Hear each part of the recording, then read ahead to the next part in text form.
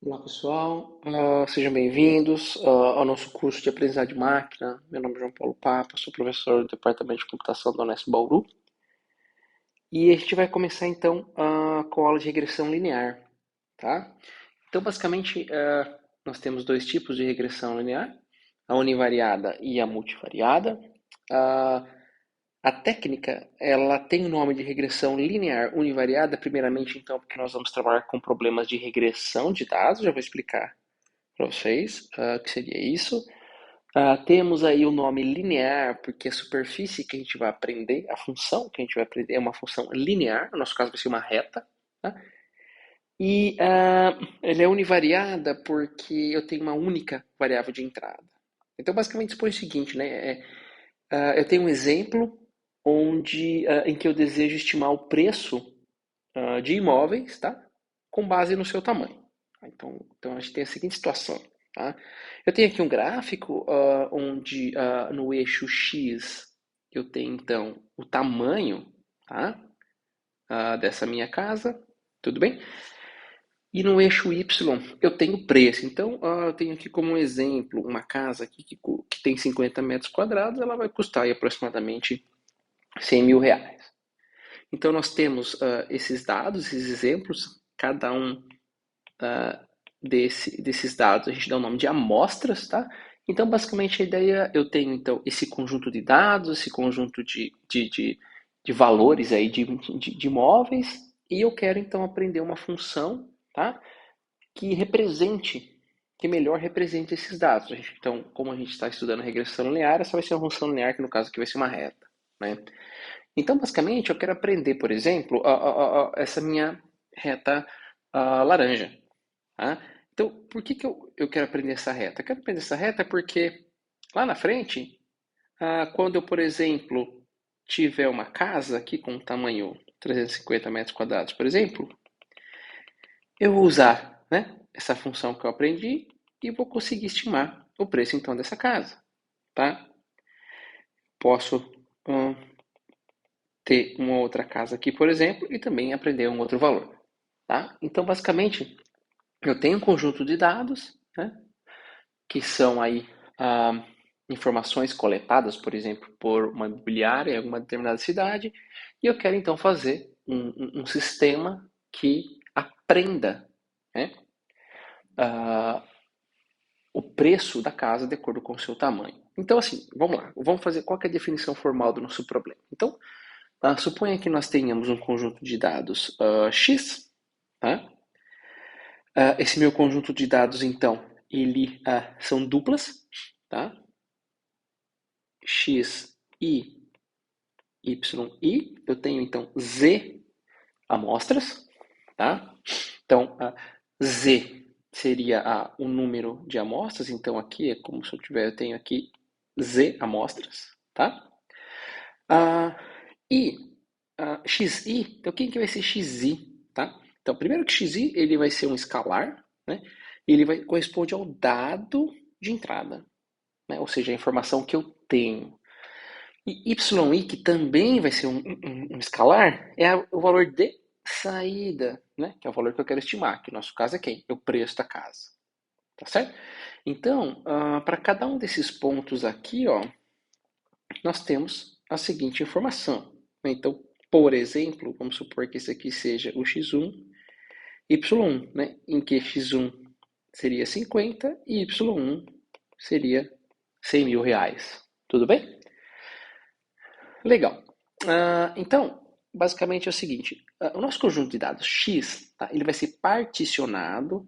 Essa palavra é muito importante, né? Quer dizer, ele vai ser dividido, né, com algumas características em dois subconjuntos, que é X1 e X2, tá? Então, todo algoritmo de inteligência artificial, ele precisa ser treinado, tá, em um conjunto de dados que, como o próprio nome diz, é um conjunto de dados de treinamento, tá? Então, X1 é o meu conjunto de treinamento, e depois eu vou avaliar esse meu algoritmo um conjunto de dados de teste, que é o meu X2. E a gente fala que esses conjuntos, né, eles são particionados porque a intersecção entre eles é vazia e a união dá o todo. A gente usa muito esse termo de partição em aprendizagem de máquina, inteligência artificial, porque é um termo muito importante, porque eu não posso ter elementos do conjunto de treinamento no conjunto de teste. Tá? Ou seja, o conjunto de teste é um conjunto ali, vamos dizer assim, proibido, a gente não pode utilizá-lo no projeto do classificador, tá? Onde então só é permitido a gente trabalhar com um conjunto de treinamento. E na prática, então, no final do dia, qual que é o meu objetivo? Tá? O meu objetivo, então, seria aprender, tá? Uma função H, né? Essa minha função H, o que ela vai receber? Né? Ela vai receber, então, um número real, que vai ser quem? Vai ser o valor de uma casa, e vai retornar o seu preço. Tudo bem? Tá? Então, o pipeline que nós temos aqui geral é esse daqui, ó. Então, dado um conjunto de treinamento, eu vou fazer um aprendizado, ou seja, eu vou aprender, tá? Aquela reta. Feito isso, essa minha reta então vai ser representada pela minha função h. Tendo essa reta, eu vou então utilizar dados do conjunto de teste.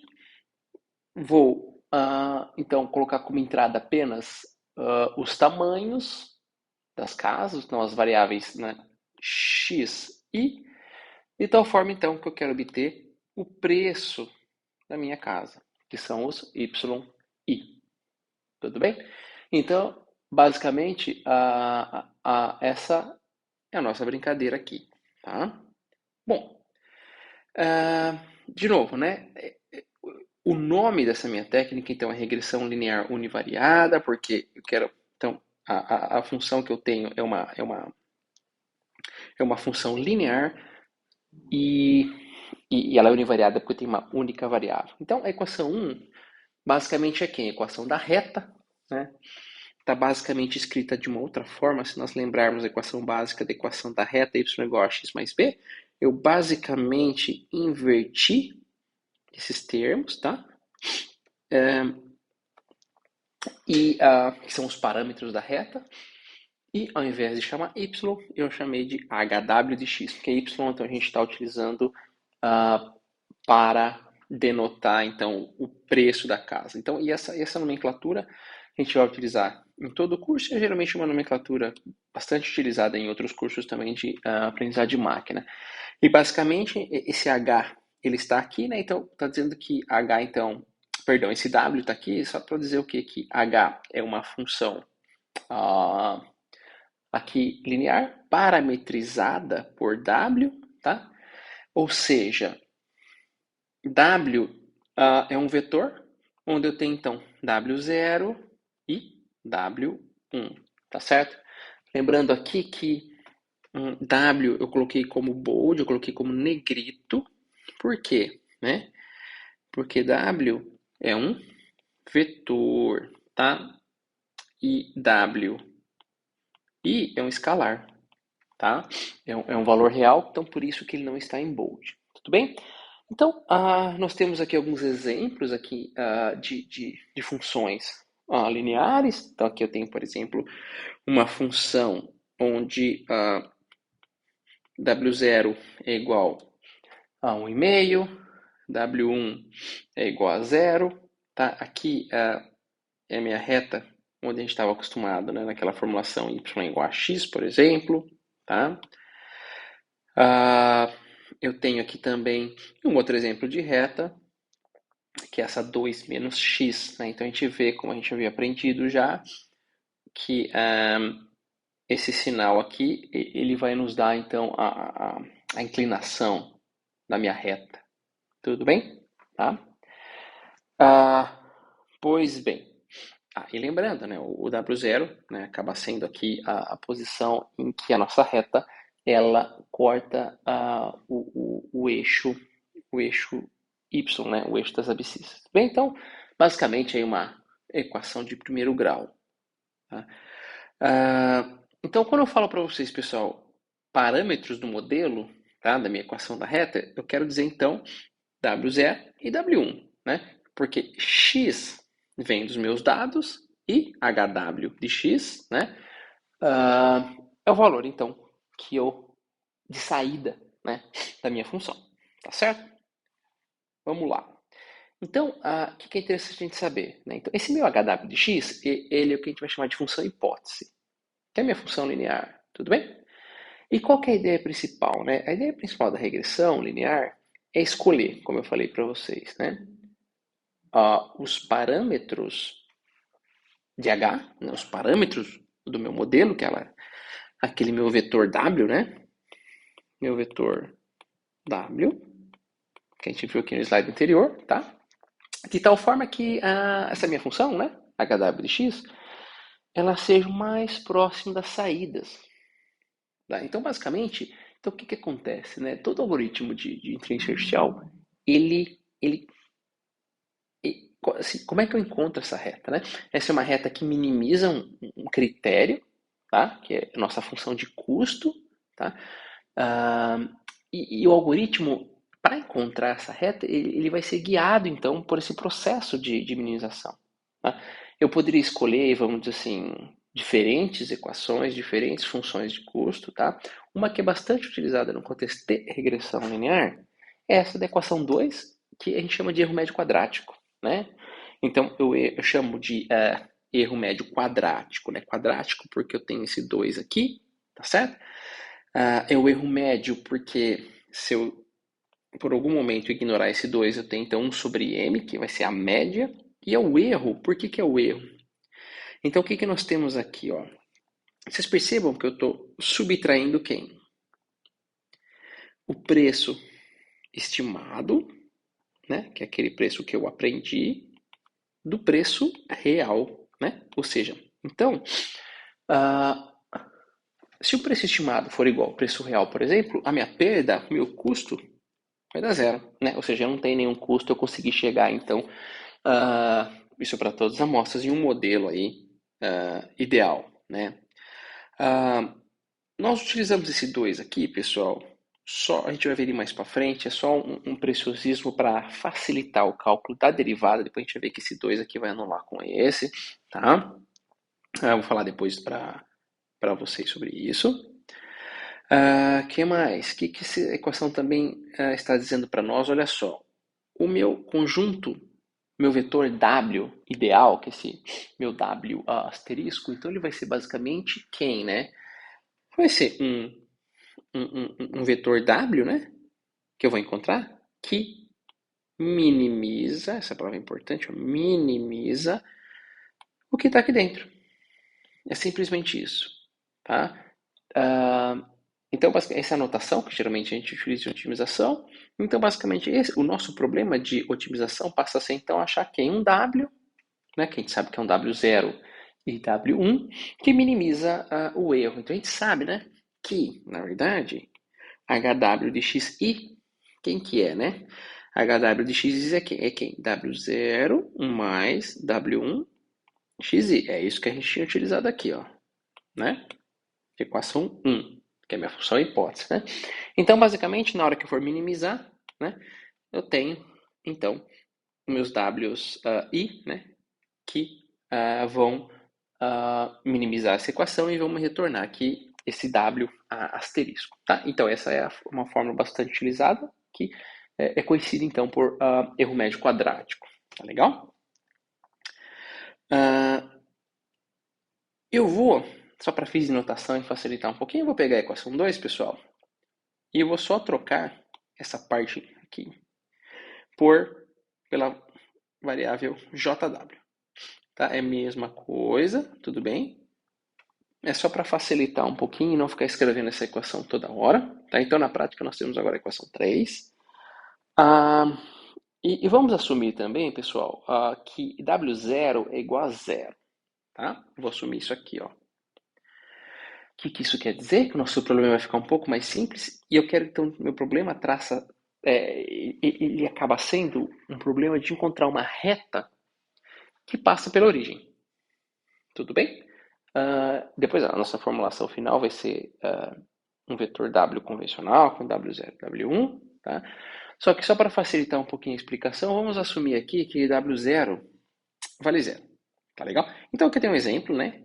A gente sabe que por um ponto ali passam infinitas retas, então por enquanto a gente vai assumir que essa aqui é minha formulação. Tá? Meu W0 vale zero, então aqui tem um exemplo, tá?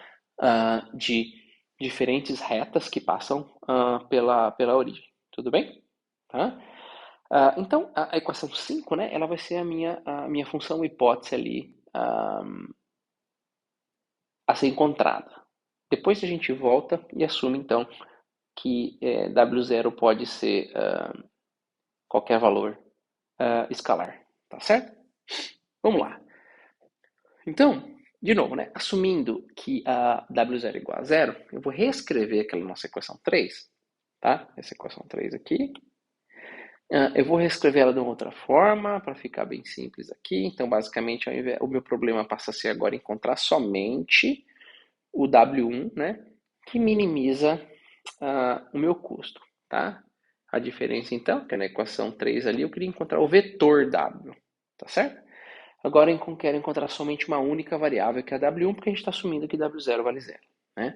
Então, voltando aqui, qual que vai ser a nossa função hipótese? A nossa função hipótese, então, vai ser W1x, e a minha função de custo, então, vai ser vai ser o erro médio quadrático, considerando apenas W1, tá certo? Vamos lá. Então, para a gente entender como é que funciona essa questão do custo, é importante a gente realizar aqui que nós temos dois gráficos, pessoal. Este aqui é o gráfico da função hipótese, ou seja, na reta que eu quero aprender. E esse aqui, pessoal, é um gráfico da função de custo. Tá? Então, essa é a hipótese, que é a reta que eu quero aprender, e esse aqui é a função de custo. Eu queria deixar bem claro que para cada reta que eu tiver aqui, eu vou ter um ponto aqui. Eu vou mostrar para vocês o que isso quer dizer na prática, tá? Vamos lá. Então, suponha, pessoal, que eu tenho esse meu conjunto de dados x1, tá? Esse meu conjunto de dados, ele, assim, para fins de explicação, aqui ele é um conjunto perfeito, né? No sentido que os pontos são colineares, todos bonitinhos. Então, eu tenho aqui um conjunto de dados com 3 pontos, tá? Então, eu tenho 3 imóveis. A casa aqui tem, por exemplo, 1 metro quadrado e custa R$ 1.000. 2 metros quadrados, R$ 2.000 ou R$ 2, tanto faz, tá? E aqui, a casa tem 3 metros quadrados e custa R$ 3, tá? Ok. Vamos supor, pessoal, então, nesse caso, quem que é M? M é o meu número de amostras, tá? O M, lembra que eu tenho esse somatório, que é um for aqui que eu percorro todas as amostras de treinamento, então esse meu M tem o valor de 3. Legal. Então é o seguinte, vamos supor que eu tenha encontrado um valor de W1 igual a 1, tá? Que de fato é o valor que eu queria encontrar. Tudo bem? Que na verdade essa reta aqui, ó, é a reta, né? HW de x é igual a x, que na verdade é a reta HW de x igual a W1x, né? Só que o W1 vale 1, então só fica x. Tudo bem? Vamos supor que eu tenha encontrado, por um algoritmo de treinamento, W1 vale 1. O que acontece se o W1 for 1? Então, é só jogar na equação do custo, então vamos lá, né? M é igual a 3, a gente sabe então que como W0 vale 0 nesse problema, essa minha função hipótese tem essa forma aqui, tá? Por outro lado, esse cara foi para 1, W1 foi para 1, então eu vou ter, tá? Essa equação, tudo bem? Isso aqui vai virar 6. Então agora eu vou percorrer todos os pontos, tá? Então, xi é o valor do ponto, que é próprio 1, né? Menos o valor real dele. Agora o próximo ponto, né? O próximo ponto é o xi menos o valor dele, tá? Do yi. E o próximo ponto, 3 menos 3, tá? Fazendo essas continhas, eu chego no custo zero. Olha que interessante. Então, se W1 for igual a 1, tá? W1 for igual a 1, o meu custo vai ser zero. Olha que interessante. Tudo bem? Legal. Vamos supor que eu não tenha encontrado a reta certa. Vamos supor que eu tenha encontrado essa reta aqui, ó, que é a reta W1 vale meio. Vamos lá. Para cada reta que eu tenho aqui, como eu falei para vocês, eu vou ter um ponto aqui, né? Então, se a W1 for meio, qual que vai ser meu erro? Então, de novo, coloco na equação da função de custo. Então, na verdade, agora o que eu tenho? Eu vou pegar o valor de cada x, vou multiplicar por meio. Então, meu conjunto de dados não era assim, né? 1 com 1, 2 com 2, 3 com 3, então vai ficar o quê? Né? 1 vezes meio menos, né? Menos o valor correto, 2 vezes meio, 1 menos o valor correto, né? Que seria o y dele, 3 vezes meio menos o valor correto. Se eu fizer essa continha, eu vou chegar em mais ou menos 0,58, então isso significa o quê? Que para um valor de W1 valendo meio, eu vou ter um custo de 0,58. Então, pessoal, eu posso ir tentando aqui, ó, diferentes retas, diferentes orientações, para cada uma delas eu vou ter um valor de erro. Se eu continuar esse processo, ou seja, né, para cada valor de W1, eu desenho um ponto aqui, olha que interessante. Esse meu gráfico aqui, ele vai virar isso aqui, ó. Tá? Ele vai virar uma quadrática. Tudo bem? Ou seja, a minha função de custo não era o erro médio quadrático. Então, ele acaba virando uma quadrática. Isso é muito interessante. Obviamente, eu só vou ter essa função aqui, tá? Quando meus pontos lá do conjunto de treinamento forem bonitinhos, né? Colineares, como eu falei para vocês. Se tiver uma reta perfeita que traça eles, tá? Então, dessa forma, a gente consegue perceber que qual que é o valor ótimo que a gente fala? Ou seja, qual que é o valor que minimiza o erro para W1? É 1, tá? Que eu tenho então um valor ótimo, que é o valor que possibilita o menor custo. Ou seja, o valor que minimiza o valor, o JW1, que é a minha função de custo. Tudo bem, pessoal? Legal. Uma outra alternativa, por que eu estou utilizando o erro médio quadrático? Né? Uma alternativa seria utilizar o erro médio absoluto, por exemplo. Né? Quem que é o erro médio absoluto aqui? Tá? O erro médio absoluto é basicamente essa minha equação 4, só que sem o 2. Tá? O erro médio absoluto vai nos gerar um gráfico mais ou menos dessa forma, né? Se os pontos forem bonitinhos, colineares, tá certo? E o que vai acontecer, né? A ideia de a gente colocar aqui uma potência é para penalizar um pouquinho mais o meu erro, né? Ou seja, se o erro médio quadrático, o que ele está fazendo, como o próprio nome diz, eu estou quadrando o erro, né? Isso significa que eu estou amplificando o erro, né? Ou seja, eu estou dando uma importância maior a ele, a tendência é que o algoritmo consiga converger mais rápido, né? Obviamente que eu não posso penalizar muito, por exemplo, né, um valor que se assemelhe, por exemplo, a n aqui, porque eu vou estar penalizando muito, né? A gente tem que achar uma relação custo-benefício também. Se eu colocar um valor muito alto, né, a tendência é que esse termo aqui vai ficar então 1 sobre m quadrado e eu vou acabar perdendo a propriedade de metade. Eu não vou estar mais tirando, perdão, eu vou estar perdendo a propriedade da média em si, não vou estar mais calculando a média, tá? Então a gente tem que achar mais ou menos aí uma relação custo-benefício, nem penalizar muito, nem penalizar pouco, que a literatura costuma utilizar, né? E tem obtido bons resultados, então, com erro médio quadrático, tá certo? Vamos lá. Bom, então a grande pergunta que nós temos agora é como escolher bons valores para os parâmetros da minha reta, né, do meu vetor W. E o que significa bons, né? Então, bons são valores aí, obviamente, que minimizam o meu erro, né? São valores aceitáveis, né? Eu poderia, por exemplo, sei lá, chutar 1000 valores aleatórios para esse meu vetor W, né, para W0 e W1, calcular o erro de todos eles, e poderia, por exemplo, utilizar aquele com menor erro. Tá, esse é o método de força bruta. Obviamente, ele é um método que não me garante, né, se eu tiver um ótimo, por exemplo, um ótimo global, ele não me garante que eu vá encontrar, né, E o que nós queremos aqui, na verdade, é uma abordagem que aprenda, ou seja, eu vou começar com uma reta qualquer, né? Ou seja, eu vou falar com mais detalhes depois, mas eu vou começar com valores aleatórios para W, que significa começar com valores aleatórios para W, significa então ter uma reta qualquer. E a ideia é que essa reta, né, ela vai mudando de orientação, ela vai se mexendo no espaço e guiado, né, esse processo ele vai ser guiado pela derivada, a gente vai ver, tá?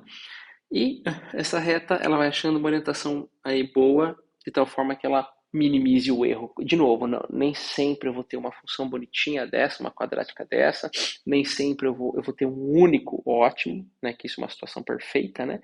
Mas a gente vai tentar encontrar então o menor, o W, o conjunto de parâmetros W, né, que acaba minimizando o erro, tá certo? Bom, vamos lá então. Voltando aqui então, de novo, né, nós temos aqui valores para W, agora W0 e W1. Então a gente vai utilizar uma técnica muito conhecida que é o gradiente descendente, que ele busca então valores, bons valores aí para W, né, baseado na derivada, né, da função. Vou explicar ali mais para frente essa questão da derivada. Então, basicamente, como é que a gente começa? Né? Atribuindo valores aleatórios para W, ou seja, o que significa? Eu vou ter uma reta qualquer, tá? Depois eu vou avaliar essa reta, né? Eu vou ver o erro dela. Caso o critério de parada tenha sido atingido, o que é esse critério de parada? Como é a primeira iteração, então ele não vai ser atingido, mas basicamente o que a gente utiliza como critério de parada é uma comparação do erro da iteração i com a iteração i menos 1, tá? Que significa que, por exemplo, se eu perceber que o erro ele não está diminuindo ao longo das iterações, não compensa mais um esforço computacional para tentar encontrar W. Então já posso parar por aí, né?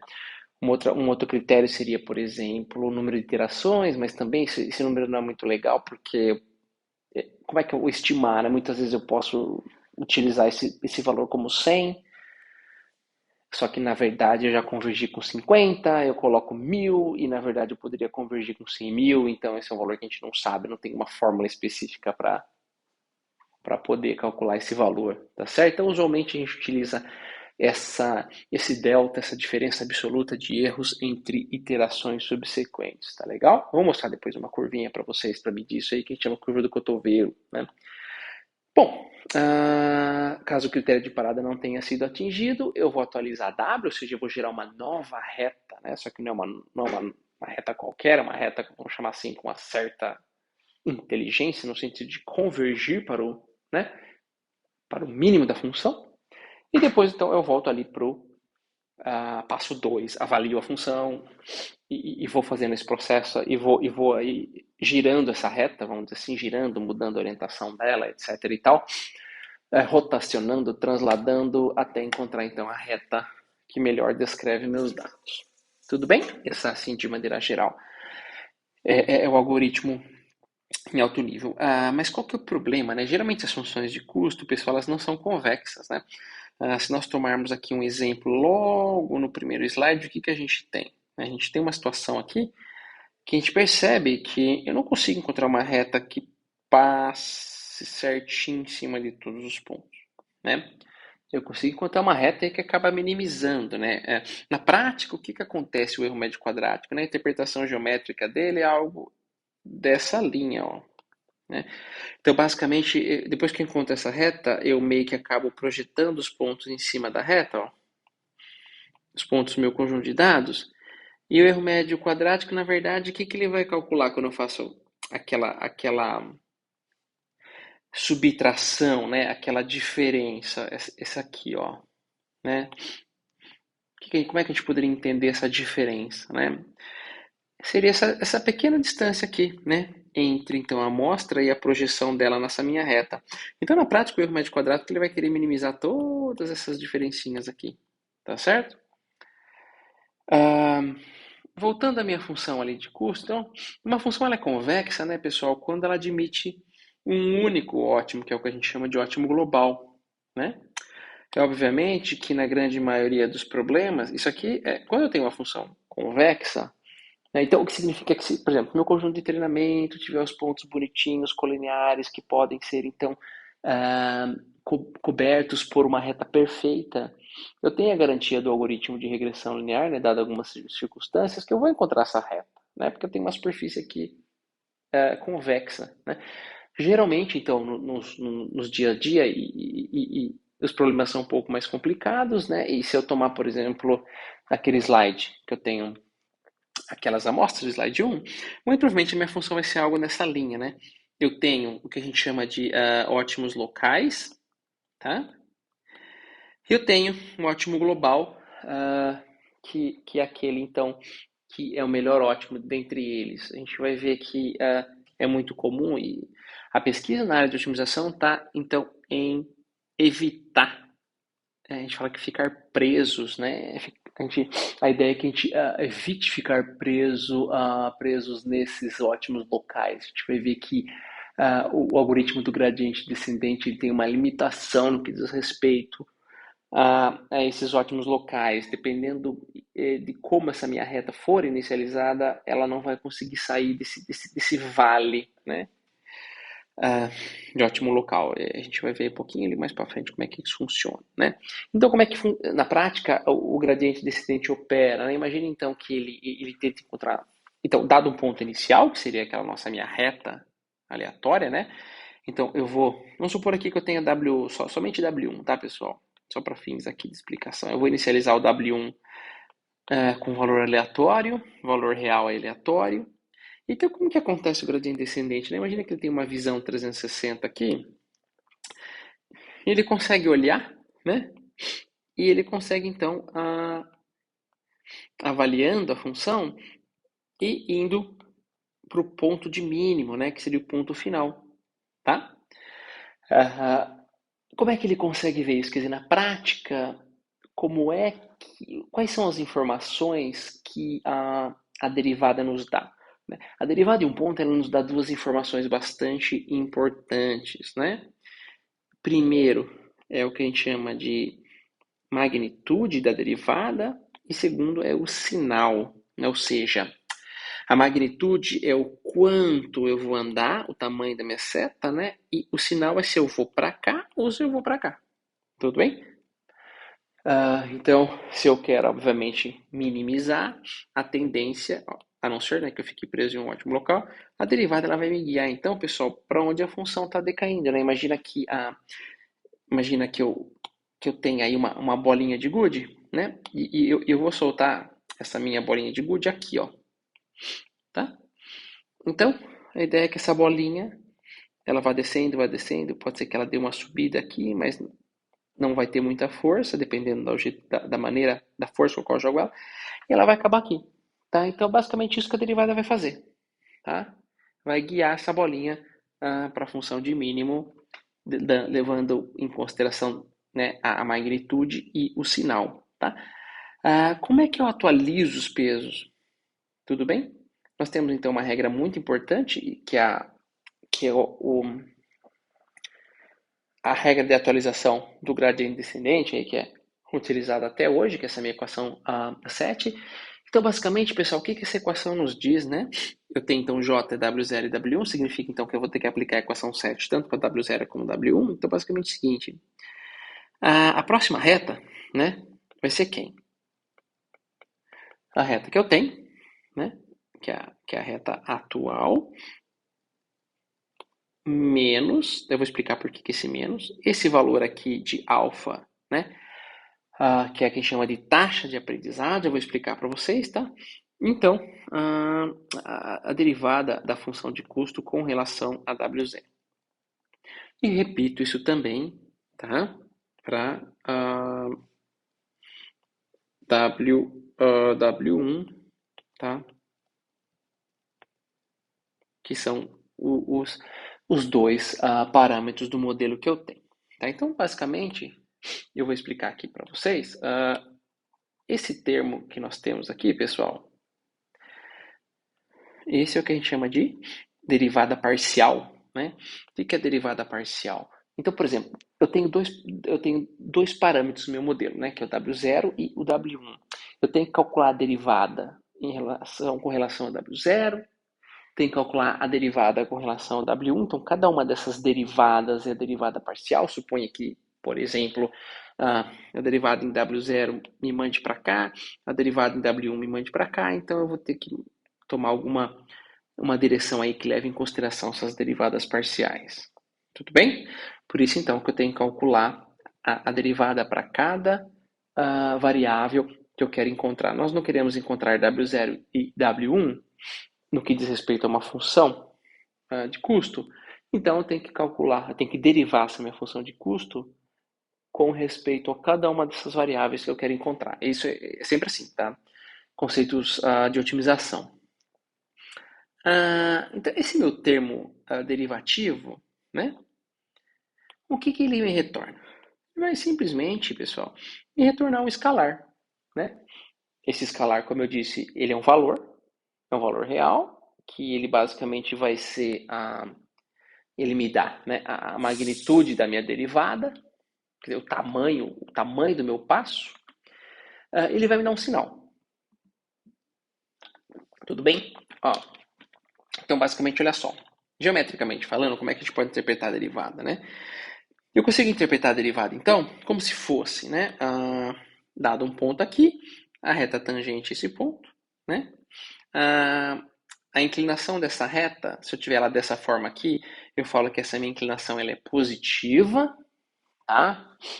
Então, o que significa? Olha só, esse aqui, pessoal, vamos supor aqui que seja meu W1 ótimo, que é o W1 asterisco. Tudo bem? E vamos supor que eu tenha aqui encontrado um W1 aqui na iteração 0 nessa posição. Então, o que está acontecendo? Né? Vocês concordam que eu tenho que empurrar W1 para a esquerda, W1 0 para a esquerda, na direção do W1 asterisco? Ou seja, o que eu tenho que fazer? Eu tenho, como a derivada ela é positiva, eu tenho que fazer o quê? Subtrair o valor de W1. Por isso que eu tenho menos aqui, pessoal. Tá? Como é que eu faço esse W1? Como é que eu empurro, né, ele para a esquerda? Eu vou subtraindo ele, vou subtraindo. Tudo bem? Se eu tiver agora uma outra situação, né, eu tenho um W1 do outro lado, né? Então, meu W1 perfeito. Eu tenho um W1 que está aqui, ó. Tá? Meu W1 está na iteração 0, tá? O que acontece? Eu não quero empurrar ele para cá, não quero somar o valor dele. Então, quando a reta tem essa inclinação, olha que interessante, o termo derivativo vai me retornar um valor, um sinal negativo. E esse sinal negativo, ao subtrair desse outro sinal negativo da equação 7, ele vai me tornar o quê? Mais. Então, na prática, o meu W0 da segunda iteração vai ser o valor que eu tinha na iteração 0, né? Mais um valor aqui, que é o learning rate que eu vou falar para vocês, multiplicado aqui por um valor real. Olha só que interessante. Esse é o sentido da derivada. Né? Acabo que eu empurro esse meu W1 0 na direção do ótimo global, partindo do pressuposto aqui, né, que eu tenha seja possível encontrar esse meu ótimo global, né? E o valor da derivada, lembrando que a derivada é num ponto, né? Comentei que esse gráfico aqui, como eu comentei com vocês, né? Ele me dá aí um sinal, né? Que depende da inclinação da reta, e esse valor aí ele vai depender do ângulo, né? Que essa minha reta tangente faz com o ponto próximo desse ponto que eu estou calculando a derivada, um ângulo θ aqui, por exemplo. Tá? A gente não vou entrar muito em detalhes disso, mas então, basicamente a gente sabe que a derivada num ponto vai me retornar um valor e um sinal. Tá? Para que serve a taxa de aprendizado ou taxa de aprendizagem, né? Que é essa minha variável alfa. Note que ela está multiplicando o termo derivativo, né? Ela está modulando, ela está alterando. Né? Então, esse meu alfa, tá? É o que a gente chama de taxa de aprendizado ou taxa de aprendizagem. Se você tomar como um valor padrão de 1, né, o que vai acontecer, né? O valor padrão de 1 ele não vai alterar nada naquela minha equação, tá? Se eu utilizar um valor pequeno, imagina como sendo o alfa. Lembra quando eu falei que eu tenho aquela minha bolinha de gude, que eu vou colocando aqui, ela vai caindo? Imagina o alfa, pessoal, como sendo a força com a qual eu empurro essa minha bolinha de gude, né? Então, se eu for um alfa pequeno, essa minha derivada ela vai estar assumindo valores bem pequenininhos, né? Ao passo que se eu mesmo, né, sendo um problema convexo, se o meu alfa for grande, ele vai dar passos muito grandes e muito provavelmente ele vai passar o ótimo. E ele vai ficar ricocheteando aqui, ó. Tá? Ele perde o ótimo. Então, o nosso compromisso é achar um alfa adequado, né? Que ele consiga melhorar a convergência, ser mais rápido, mas também não passe do ponto que eu quero encontrar, tá? Não existe nenhuma forma, assim, para encontrar esse alfa. A gente fala que ele é um parâmetro ad hoc, né? Um parâmetro empírico, né? Que eu posso encontrar por meio de experimentação. Por exemplo, lembrem daquele nosso conjunto X1 de treinamento? Eu posso dividir ele em treinamento e validação, né? Vou chamar aqui treinamento e validação. Eu posso, por exemplo, testar, escolher um range aqui de valores para alfa. Usualmente a gente pega valores pequenos, né? Para não atrapalhar também o processo de convergência. Escolho aí, sei lá, vamos supor, 10 valores de alfa dentro desse conjunto aqui, desse range, desse intervalo.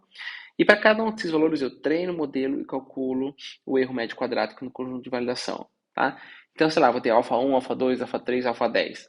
E, obviamente, eu vou tomar o valor de alfa que minimizou o erro no conjunto de validação. Aí eu volto para o meu conjunto X1 original, treino, então, o meu regressor linear com esse valor de alfa que minimizou o erro no conjunto de validação. E, por fim, eu vou lá para o conjunto de teste, tá? Notem que, assim, enquanto eu não utilizar o conjunto de teste, não tem nenhum problema. Eu posso fazer o que eu quiser, a estratégia que eu quiser no meu conjunto de treinamento. Tá legal?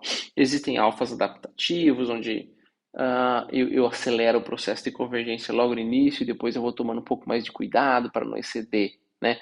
Para não passar o ótimo e esse valor de alfa ele vai diminuindo, tá? Tem várias abordagens.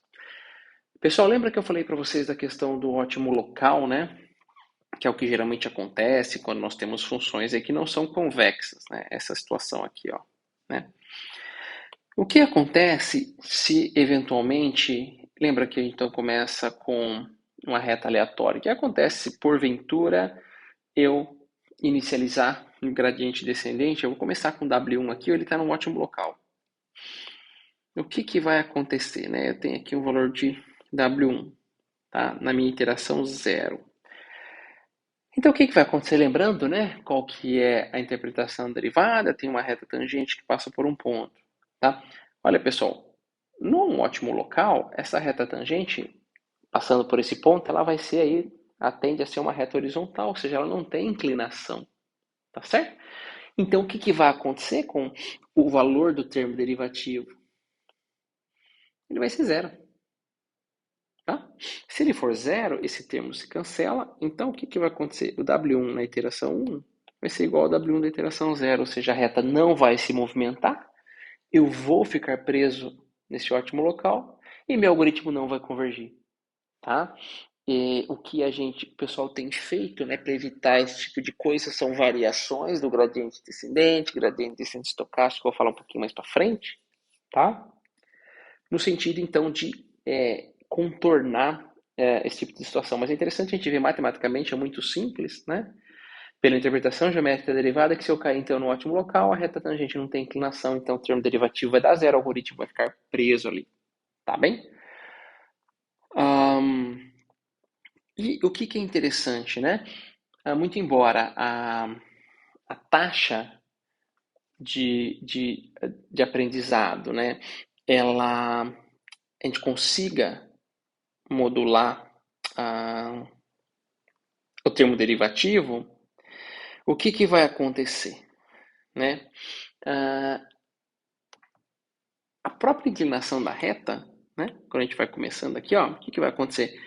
Ela vai tendendo a, vamos supor a situação perfeita aqui, que é uma função convexa, perdão, o próprio termo derivativo, né, admite uma solução, a reta ao se aproximar do ótimo, ela vai se inclinando, inclinando, e cada vez mais a inclinação vai diminuindo, até chegar aqui, então, onde eu tenho uma inclinação zero, tá? Então, o próprio valor da derivada, né, ao longo dos pontos aqui, tá? Nesse ponto, ele vai o quê? Ele vai, o sinal não muda, né? Mas a magnitude vai diminuindo, tá? Até eu chegar num ponto, então, onde a inclinação ele vai ser zero e eu não vou mais movimentar a reta. Tudo bem? Isso, o gradiente ele nos dá essa informação também. E por fim, né, como é que eu consigo calcular todo esse processo, né? Como é que eu consigo, nesse ponto, calcular uma coisa que vai me dar a magnitude e o sinal, né? Basta, então, eu calcular a derivada da função de custo, né? A derivada, então, da minha função de custo, lembrando, né, quem que é minha função de custo, tá? Minha função de custo era o erro médio quadrático, tudo bem? Tá? Que é basicamente o valor estimado menos o valor real ao quadrado, né? Então, eu vou calcular aqui essa minha derivada com relação a W0 e com relação a W1, tá? Não vou entrar aqui em muitos detalhes na derivada, mas lembra que eu comentei com vocês, nós temos esse 2 aqui, porque esse 2 acaba anulando com esse, então a derivada de x quadrado de 2x, por exemplo. Então esse 2 vai descer, na hora que ele desce, ele anula esse m, por isso que não tem mais o 2 aqui, tá? E no caso ali de W1, nós temos aqui, que a gente sabe que HW de xi é W0 mais W1x, quando eu estou levando em consideração W0, esse termo aqui some, tá? Quando eu estou levando em consideração o W1, tá? Esse termo aqui vai sumir, esse termo aqui vai sumir, tá? Esse termo vai restar 1, então por isso que eu vou ter esse x aqui. Então, na verdade, a gente consegue, assim, de uma maneira bem rápida, não vou entrar em detalhes, mas a gente consegue calcular essa derivada por meio da regra da cadeia, tá? Sem muitos problemas. Então, de maneira geral, o algoritmo, né, do gradiente descendente, ele funciona da seguinte maneira, tá? Lembrando, então eu começo com uma reta aleatória, escolho o learning rate, avalio a função de custo. O critério de parada foi atingido? Se sim, finalizamos. Se não, calculamos então. Assim que a gente calcula a derivada, né? A gente tem um for aqui, tá? Calculo por W0 e W1. Importantíssimo, pessoal, não podemos usar para o cálculo de W1 o valor de W0 atualizado, ou seja, quem que é então HW de x? Esse termo aqui, ó, quem que é? Né? HW de x, i, né? É quem? W0 mais W1xi. Quando eu calculo esse novo W0, eu tenho que deixar ele uma variável temporária, porque eu não posso usar ele aqui na hora que eu for calcular o W1. Tá? Eu tenho que utilizar o valor antigo, é muito comum a gente fazer isso, isso vai atrapalhar, o algoritmo vai ficar errado. Tá? Então a gente coloca aí um valor de W0 numa variável temporária, calculamos o W1, depois atualizamos então o W0 com o valor dessa variável temporária. Tá certo? E fazemos isso aí até o algoritmo atender o critério de parada, né? Quais são os critérios de parada? Comentei com vocês, né? O número de iterações não é muito legal, tá? E para vocês verificarem, por exemplo, se o algoritmo de vocês está correto, gerem um conjunto de dados aleatório, assim, né, colinear, ou seja, eu tenho uma reta perfeita. E o que é esperado, né? Como eu começo com uma reta aleatória, obviamente é esperado que o erro aqui, vamos chamar assim, nessas primeiras iterações, o erro seja alto, e obviamente à medida que a reta vai girando, eu vou calculando o custo, né? E Esse erro, então, ele vai diminuindo, diminuindo, diminuindo, né? Supostamente tender a zero se isso for possível. Isso a gente chama de curva do cotovelo, tá? Então, se eu tenho um conjunto de dados aí com um bom comportamento e a minha implementação está correta, né? É esperado que eu tenha esse gráfico, né? Porque se eu tiver um conjunto perfeito, ou seja, que ele é convexo, e a minha função de custo for algo assim, significa que alguma coisa está errada aí com a sua implementação. Tudo bem? Obviamente, se eu tiver um conjunto de dados que não é comportado, esse tipo de função de custo, perdão, esse tipo de função aqui para a gente analisar se o erro está ou não diminuindo, ou seja, se a minha técnica está ou não convergindo, pode acontecer também. Algumas situações pode acontecer. Tá? Tem um conjunto de dados aí que ele extremamente, ele não é muito bem comportado, por exemplo. Tá? Pois bem, então nós vimos a regressão linear univariada, agora a gente vai ver uma extensão dela, que é a regressão linear multivariada. Então, por que ela chama continua sendo linear, tá? A diferença agora é que eu tenho várias variáveis. Então, meu xi, pessoal, que antigamente era um número real, eu vou ver que meu xi agora é um vetor, por isso que ele já está em bold aqui, tá? Meu yi continua sendo escalar. A diferença agora é que eu tenho aqui mais variáveis para estimar o preço da casa. Obviamente que utilizar apenas o tamanho da casa não é um critério muito bom, né? Para estimar uma casa. A gente sabe que isso é muito mais complexo, isso depende de diversos fatores, localização da casa, quantos quartos tem a casa, se são suítes ou não, proximidade de hospitais, escolas, polícia, etc. Né? Então a gente diz que nesse caso nós temos aí n variáveis, tudo bem? Ao invés de uma. Por isso então que xi vai ser um vetor de tamanho n, só não podemos confundir, que eu tenho então m.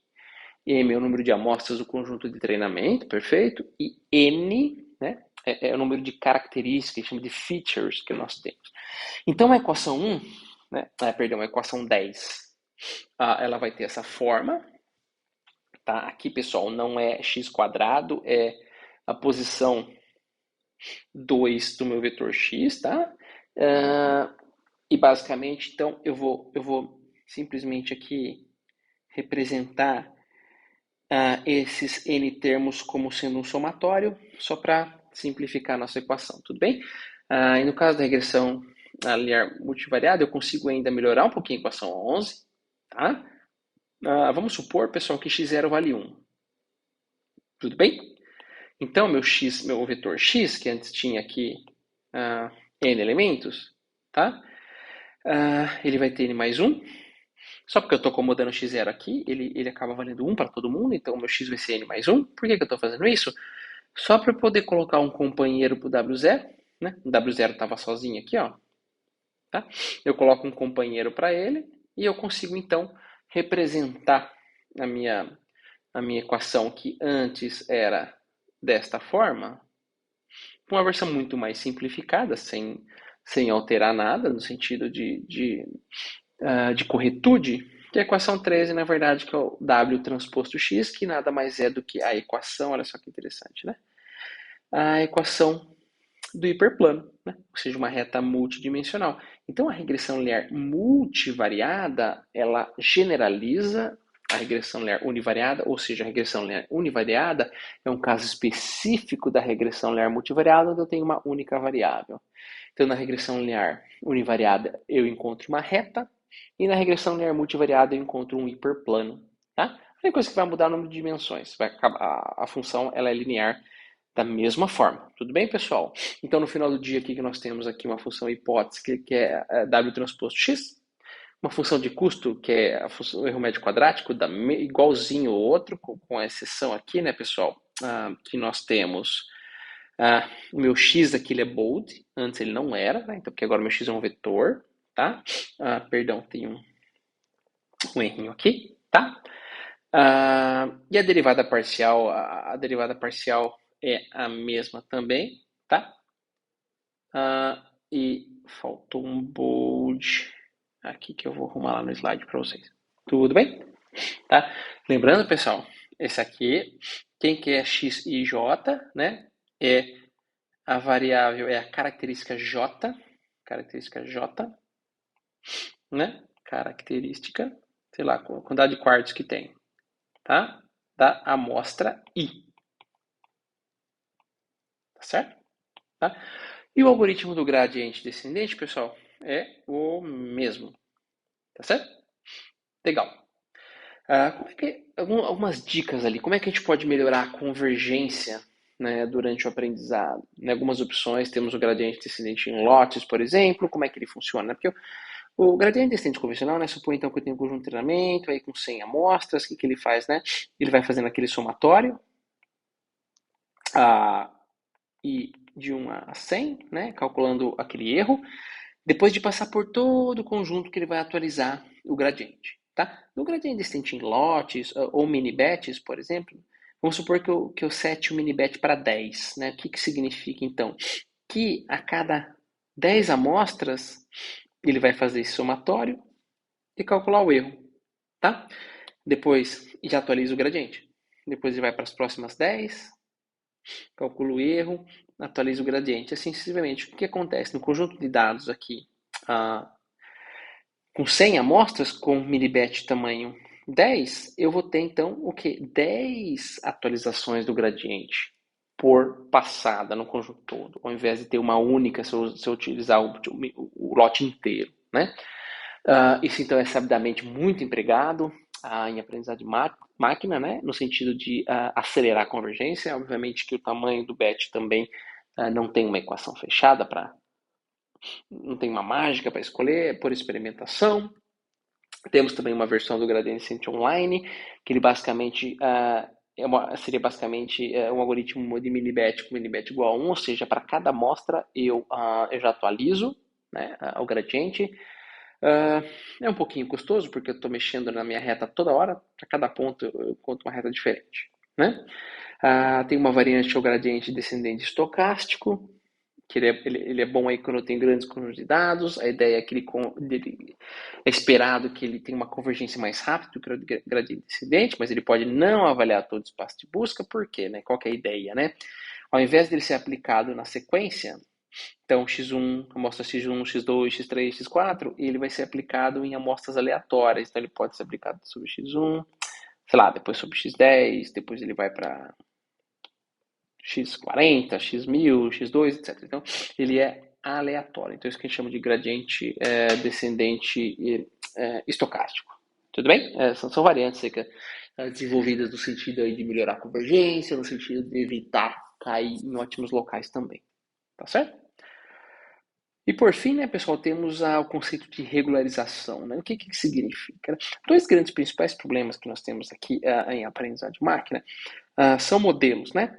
Que eles ficam ou subtreinados, ou seja, eles ficam com desempenho aquém do esperado, ou eles ficam sobretreinados ou supertreinados, é o que a gente chama de overfitting, né? E aqui é o underfitting. Né? Por que também não é legal eu ter um algoritmo muito especializado, né? Porque, na verdade, se os conjuntos de teste, né, refletissem aí muito bem a estatística do conjunto de treinamento, né, o comportamento, seria uma superfície ideal, porque um mundo ideal, porque quando eu fosse avaliar essa minha técnica, né, essa minha função H no conjunto de dados de teste, a probabilidade então dele estar dentro, em cima da superfície, ia ser muito grande, né? Ia ser muito bom.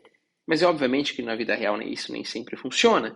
E o que obviamente vai acontecer é eu ter pontos aqui, ó, próximos, né? Mas que ele vai errar. Então muitas vezes, pessoal, é melhor eu ter uma função não tão especializada, porque eventualmente se eu tiver um ponto aqui, ó, onde uma função especializada erraria, tá? Essa minha técnica, que tem vamos chamar aqui de bom treinamento, ou seja, ele não é nem sobre e nem subtreinado, ela vai ter então um desempenho melhor no conjunto de testes. Essa é uma coisa muito comum que acontece na área de aprendizado de máquina, que é, por exemplo, eu treinar um algoritmo no conjunto lá de treinamento, ele vai para 80%, 90%, e eu vou lá e no conjunto de testes ele cai para, estou chutando aqui 50%, 60%. Isso é muito comum. Tá? E por que isso acontece, então, né? Quanto maior o grau do meu polinômio, tá certo? Então aqui eu tenho um exemplo. Aqui, pessoal, o x é um valor real, tá? E de fato aqui é x quadrado, não é a característica 2 de x, só ele é univariado, só um exemplo aqui. E quanto mais, então aqui eu tenho uma função quadrática, né? Tem esse grau 2 aqui, isso aqui é uma função quadrática. Quanto maior o grau do meu polinômio, tá? Aqui eu dei só um exemplo, tá? Um polinômio de grau 4, e mais complexa, né? É minha função, tá bem? Então, qual que é a ideia, né, da regularização? Imagina, pessoal, que eu não quero ter uma função muito complexa, né? Então, tomando como exemplo essa figura aqui, suponha que eu deseje, de alguma maneira, aliviar um pouquinho o efeito desses pesos para essa minha função ficar mais ou menos assim, tá? Então, como eu tenho um problema de minimização, vou voltar aqui à nossa função do erro médio quadrático. O que eu vou fazer nessa função? Eu acrescentei esses dois termos aqui, pessoal. Tá? Vamos supor que aqui tá? É a nossa função convencional. Só que o que eu fiz aqui, pessoal? Eu associei um valor alto para as variáveis W3 e W4, que são aqueles maiores graus do polinômio, que são aqueles que vão deixar minha superfície muito complexa. Como a equação 14 é uma equação de minimização, o que vocês acham que vai acontecer com W3 e W4, né? O algoritmo do gradiente descendente, ele vai entender que, pelo fato, né, de eu estar multiplicando W3 e W4 com um valor muito alto, ele vai falar, opa, esse termo aqui, ó, todo, ele está atrapalhando minha minimização. O que ele vai tentar fazer? Ele vai tentar, então, zerar ou encontrar valores muito baixos para W3 e W4, no sentido que a tendência é zero, né, de anular esse termo, que é o termo pesado que eu tenho. Então, o que eu quero fazer? Estou forçando a minha técnica a não encontrar polinômios de grau muito alto.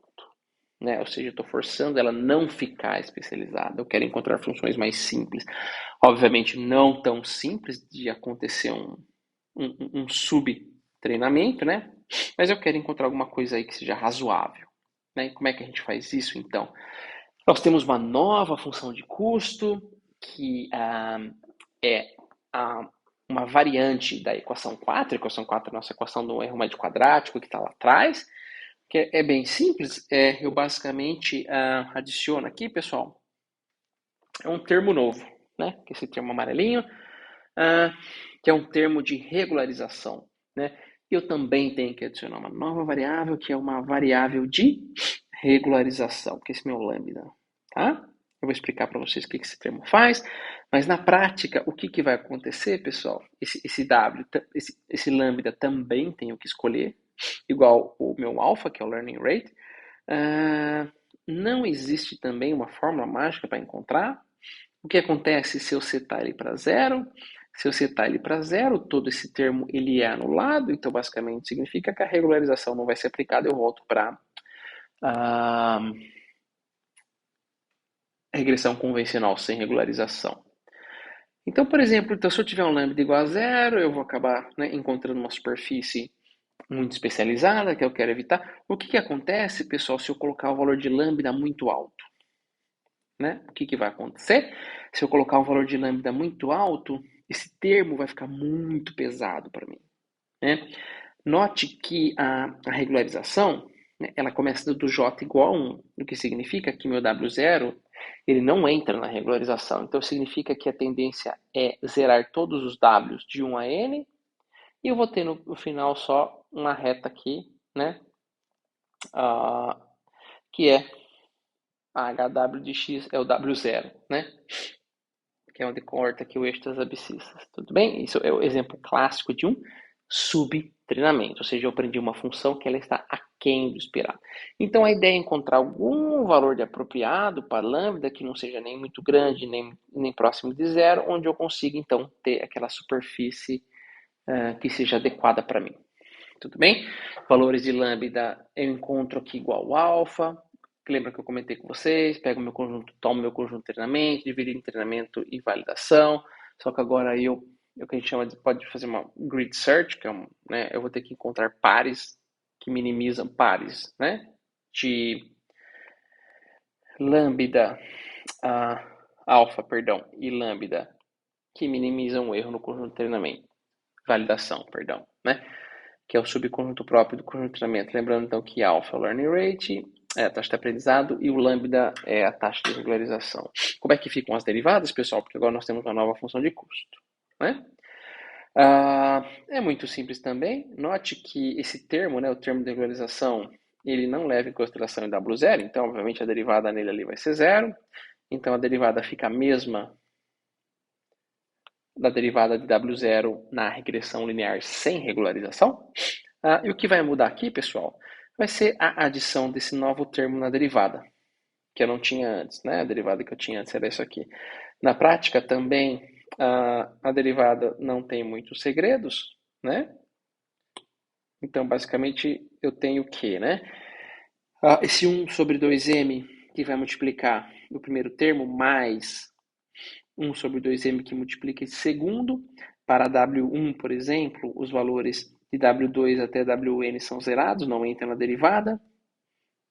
Então, eu vou ficar basicamente 1, né, sobre 2m que multiplica lambda de W1 quadrado, tá? Esse 2 vem para cá, cancela. Por isso, então, que eu vou ter lambda sobre mw1. Isso equivale para W2, W3, W4 e assim sucessivamente. A derivada também não é complicada. Tudo bem? Então, essa é a equação 17 é a equação aí que nós queremos, então, no final do dia implementar. Tá? Então, esse aqui, pessoal, esse é o algoritmo mais completo que a gente teria, que é o da regressão linear multivariada com regularização, de maneira similar. Começo com valores aleatórios para W, né, valores pequenos para não complicar muito a convergência, porque no final do dia esses valores vão estar multiplicando os valores das minhas features.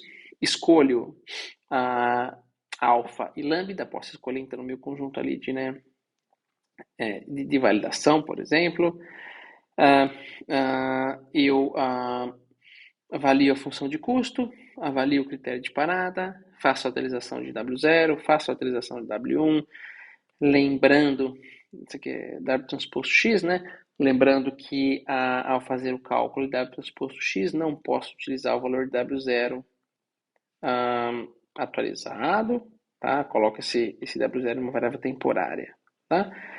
Retorno ao passo 2, avalio a função novamente e vou fazendo até seguir a convergência. Tudo bem, pessoal? Então, basicamente, essa era a aula de regressão linear. Então, só voltando, temos então uma técnica que chama a regressão linear, porque o objetivo, no caso univariado, nos dois, perdão, é encontrar uma superfície linear, uma função linear, que no caso univariado ele é uma reta, no caso multivariado é o hiperplano. Temos a sua versão regularizada para evitar o overfitting, tá? Na regularização, o W0 não é levado em consideração, e o objetivo final é o quê? Dar uma ponderada, né? Dar uma penalizada em valores, em graus, né?